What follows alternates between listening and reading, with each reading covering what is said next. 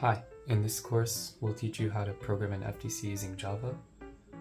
To follow along with this course, you're going to need to already know Java and be fairly familiar with object-oriented programming.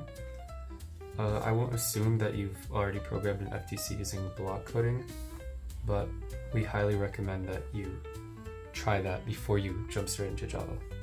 This first video is going to be mainly about setup, so it'll be pretty trivial, you'll just have to follow along. So here's the things that you'll need for this video. You need your driver hub. We have it hooked up to a portable charger, but you don't really need that. Control hub and a battery.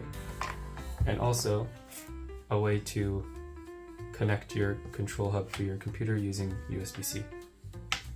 I'm sure you were able to sniff out that the driver hub runs Android, but the control hub runs Android too. So the program we're going to make is going to be an Android app that runs on the control hub. Alright, so to make your Android app, you're going to want to use Android Studio. You can download it off their website. It is a pretty chunky. So after you install Android Studio, we want to create a project. So what we're going to do is we're actually going to clone the repository of the FTC SDK. It's like a starter project that is already set up for you. So the repository is on GitHub. It's FTC robot controller, and we can just copy the URL here and paste it here. Now let's give our project a name. I'll call it Inferno26.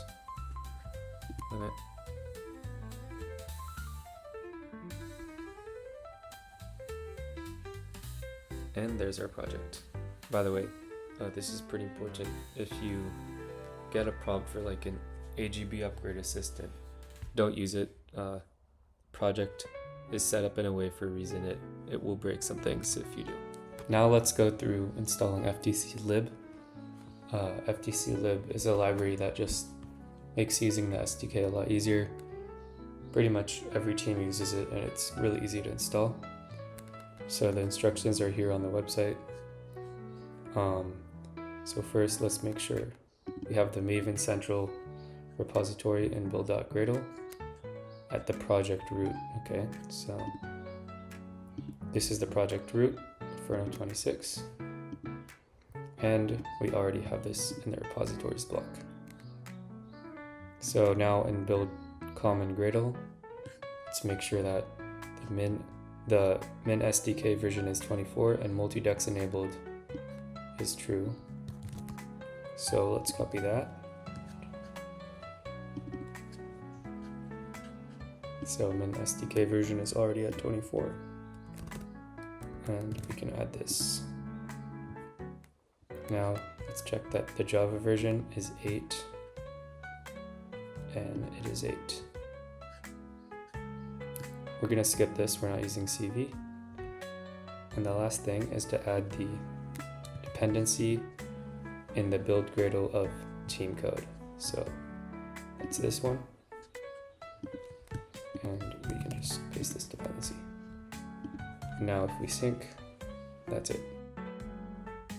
The project is split up into two different modules, FTC robot controller and team code. So your code is actually going to go inside of here in the team code folder. This is where all your Java files will go. Let's try uploading some code to the robot. So our code is going to be split up into op modes. An op mode is a set of instructions that the robot can run on the app. So for example, we will have an op mode for the autonomous part of the game and an op mode for the manual part of the game. Maybe you have several options for the autonomous part of the game. You're probably going to have multiple op modes. So inside of FTC Robot Controller, we actually have some example op modes in external samples. So let's try copying this one, just so we can see what an op mode looks like, and paste it inside of our team code folder. So there's a lot of stuff in here. Let's remove most of the code in here. Pretty much everything except for class and the run-op mode function.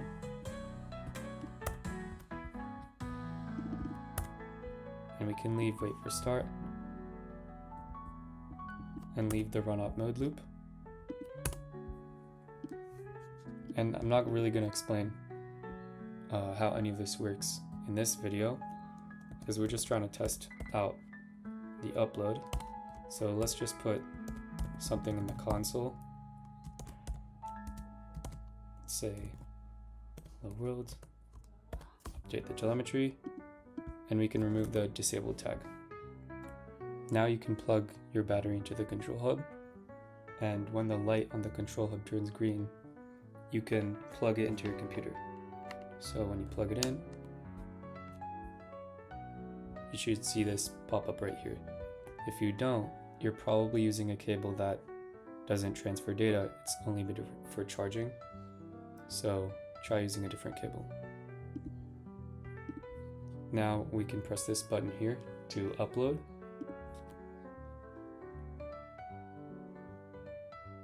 And this will take probably about 30 seconds. Okay, now that it's finished uploading, we can select our up mode from the teleop dropdown. Okay, this is the name that we gave it. Let's try to run it. And there's our message in the console. So the last thing we're going to do is create our GitHub repository.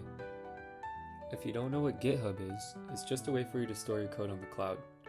To start a repository, you just upload your entire project, but then when you start making changes, you can just upload the differences in the code instead of your entire code base all over again. If you've used GitHub before, you definitely know how to do this, but I'll just walk you through it. Under version control in the settings, make sure you're logged into GitHub. Then all you have to do is git share project on GitHub. So it's already on GitHub because we cloned it from the FTC robot controller repository, but we want to make our own repository. So let's share it anyways. If you're working with a team, I'd probably make it public. And GitHub is pretty important because that way, if the code on your computer gets lost for some reason, it's still on the cloud and makes it much easier to collaborate with your teammates. Okay, that's it for the setup. In the next video, we'll actually start programming with the servo. Bye bye.